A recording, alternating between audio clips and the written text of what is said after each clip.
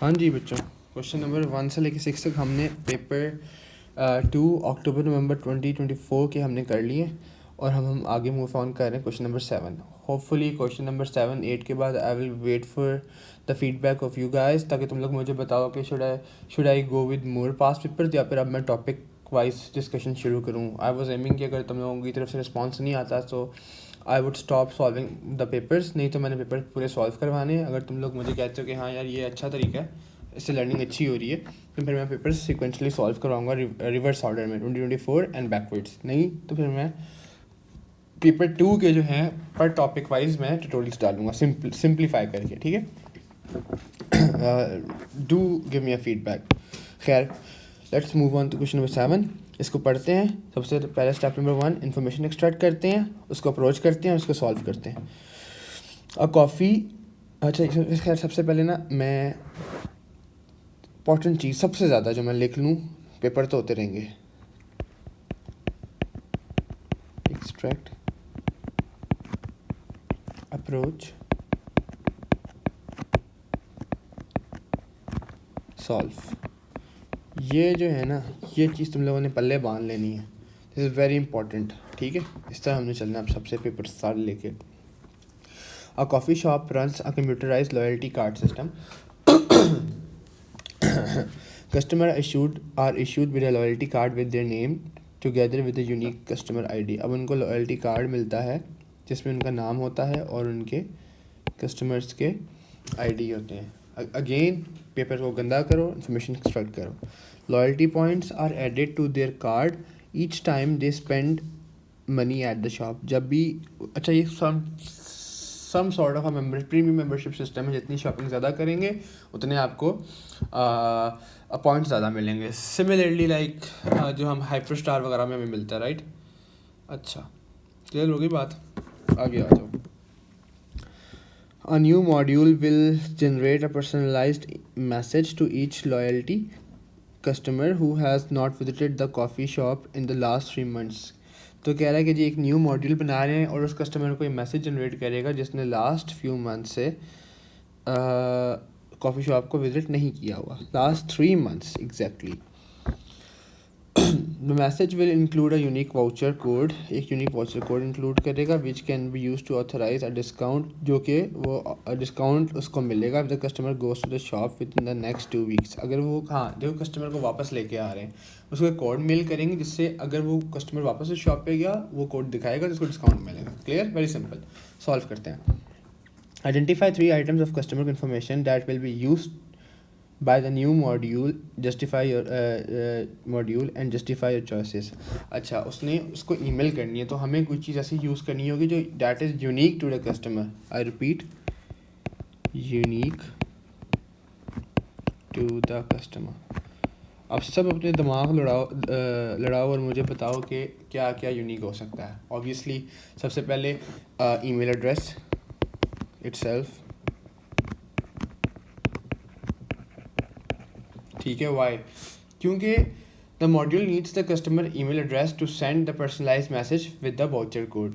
हमें एक personalised email address चाहिए ही चाहिए जो कि उस कस्टमर का होगा। देखो मल्टीपल कस्टमर के एड्रेसेस भी हो सकते हैं, लेकिन एक कम से कम हमें चाहिए ही चाहिए जो पर्सनलाइज्ड हो, ठीक है। तो हमारे मॉड्यूल को क्या चाहिए, needs personalised email address to send the code. आगे बढ़ते हैं। हम कस्टमर आईडी को भी यूज़ कर सकते हैं, ठीक है। कस्टमर आईडी भी यूज़ कर सकते हैं। क्यों? It is unique to each customer. और फिर हम ये देख सकते हैं कि लास्ट डेट ऑफ विजिट क्या थी। सही है ना। लास्ट, सबसे इम्पोर्टेंट चीज़ ये है of visit. If more than 3 months then send email, सही है, वेरी इंपॉर्टेंट स्टफ हियर। आगे आते हैं। Identify the computational thinking skill that you need to use to answer part A. अच्छा, हमें स्किल बतानी है जो कि कंप्यूटेशनल थिंकिंग स्किल बतानी है जो कि आप पार्ट ए को यूज़ करते हैं। अच्छा, अब देखो कि इसके अंदर बहुत सारी जो हैं वो हमें इन्फॉर्मेशन मिली होगी। कस्टमर क्या कौन सी कॉफ़ी पीता है, कौन सा फ्लेवर लेता है, कितनी शुगर लेता है, और कस्टमर का CNIC कार्ड, कस्टमर का फ़ोन नंबर, कस्टमर का ईमेल, कस्टमर का नाम। अब उनमें से हमने सिर्फ ये 3 को यूज़ किए हैं, ठीक है। ये 3 हमारे लिए इम्पॉर्टेंट थी। We use these 3 and we kind of we hide those remaining, जितनी भी हमारे पास एट्रीब्यूट्स थे, we just hid those remaining attributes. इस स्किल को क्या कहते हैं? This is abstraction. Now what is abstraction? Hiding irrelevant info and using important info only। ठीक है, इसको छोटा कर लेना। iPad है ना मेरे पास, मुझे इतना कंसाइज नहीं मुझसे होता। It is decided to adopt a formal program development lifecycle model for development of the new model. The analysis of the new model is complete and the project moves on to the design stage. During this stage, all necessary algorithms and modules designs will be defined. अच्छा, state 3 other items that will be defined for the new module during design stage। अच्छा, मज़ीद और बताओ, 3 items बताओ जो कि हमने define करनी है। ठीक है, तो क्या हो सकती है उसका मतलब? कस्टमर का डेटा कैसे प्रोसेस होगा? प्रोसेस का मतलब डेटा स्ट्रक्चर, ठीक है। ये देखो, अब थिंकिंग प्रोसेस तुम लोगों को मैं समझा रहा हूँ, ठीक है। डेटा स्ट्रक्चर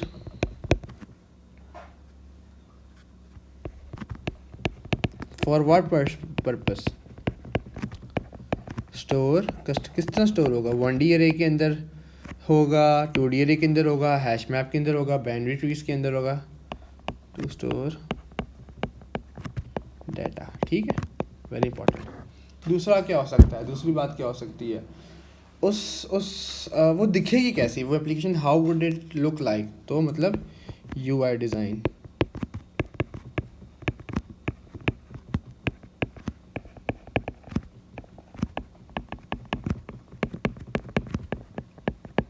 ठीक हो गया, क्लियर। तीसरी चीज़ जो है, डेटा फ्लो किस तरह करेगा? From which module to what module, ठीक है, टू विट वेयर मॉड्यूल, ठीक है। सोर्स डेस्टिनेशन क्या है? क्लियर होगी बात। आगे इस क्वेश्चन को पढ़ना, रिव्यू करना, ना समझ आए तो कमेंट कर देना और मुझे बताना, ताकि अगर नहीं समझ आया तो मैं तुम लोगों को इस क्वेश्चन के ऊपर दोबारा से वीडियो बना के समझाऊँ। तीसरी पार्ट के ऊपर आते हैं। कहते हैं the part of the coffee shop program contains 3 program modules as follow. एक मॉड्यूल इनिट है, has no parameter, very important thing, no parameter, return the Boolean.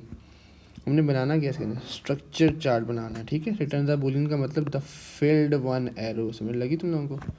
The field arrow, ठीक है, गंदा। This takes a string as a parameter और return the integer, मतलब इसके अंदर दोनों स्ट्रिंग भी आएगा और जाएगा भी। और पैरामीटर के लिए सिर्फ हम ये करते हैं, ये बूलियन के लिए होता है, सही। मॉड्यूल चेक रिपीटेडली कॉल्स, मतलब यहाँ लूप लगेगा, आइट्रेशन होगी यहाँ पर, वेरी इंपॉर्टेंट। ये चीज़ें कुछ कीवर्ड्स हैं, इनको आइडेंटिफाई करना सीखो। इसको हम सबसे पहले करते हैं, हम बनाएंगे इनिट बनाएंगे सबसे पहले, ठीक है। और has no parameters and returns boolean, ठीक है, no issue, we go for init.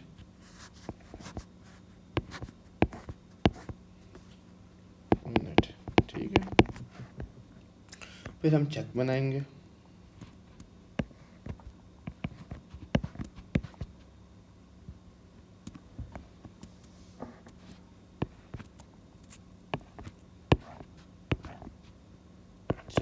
ठीक हो गया। रिपीटेडली कॉल करता है तो लूप लग जाएगा, ठीक हो गया। इस लूप तुम लोगों ने ऐसे ना ही लगाओ तो बेहतर है, लूप ऐसे लगा लो तो बेहतर है, ठीक है। क्योंकि मार्किंग स्कीम इस तरह है तो मैं तुम लोगों को मार्किंग स्कीम के ख़िलाफ़ क्यों ही लेके जाऊँ, हालांकि फ़र्क नहीं पड़ता, लेकिन let's follow the marking scheme. तो ये दोनों को कॉल करेगा, इसको भी और इसको भी। अब इनिट बुलियन टाइप को पास करेगा, ठीक है, रिटर्न अ बुलियन टाइप। तो बुलियन टाइप का क्या फॉर्मेट होता है, something like this and this is filled, ठीक है। लेकिन जो हमारा रीसेट है, रीसेट का मॉड्यूल है, वो हमारा string as a parameter and integer as a boolean, as a return type, ठीक है। तो ये आ गया रिटर्न वेरिएबल, ये पैरामीटर आ गया। अब इसको समझो, डायग्राम तो बहुत आसान है, अंडरस्टैंड द द सिचुएशन इसके अंदर जो हमने की हुई है, जो हमने प्रॉपर ABCD पार्ट सॉल्व किए हैं, इसको समझो और फिर मुझे बताओ कि समझ लगी है कि नहीं। Okay guys.